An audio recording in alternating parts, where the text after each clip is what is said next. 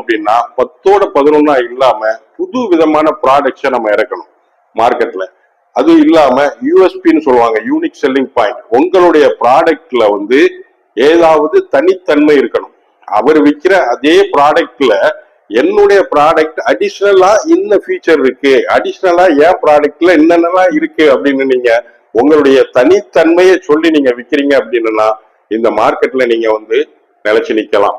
இது மாதிரியான innovative products, unique products, அது அல்லாம இன்னைக்கு இந்த வீடியோல நான் சொல்ல போறது என்ன அப்படின்னா ட்ரெடிஷனல் ப்ராடக்ட்ஸ், பாரம்பரிய பொருட்கள்னு சொல்லுவாங்க. பாரம்பரிய பொருட்கள் அப்படின்னா இன்னைக்கு தமிழ்நாட்டை எடுத்துக்கிட்டோம் அப்படின்னா ஒவ்வொரு ஊருக்கும் ஒரு பொருள் வந்து பிரசித்தி பெற்றிருக்கும். அந்த மாதிரியான பொருட்களை நீங்க வந்து இ காமர்ஸ் பிளாட்ஃபார்ம்ல நீங்க லான்ச் பண்ணி நீங்க சேல் பண்ண ஆரம்பிக்கிறீங்க அப்படின்னா அந்த பொருட்கள் அதிகமா இன்னைக்கு ட்ரெண்டிங் ஆகிட்டு இருக்கு.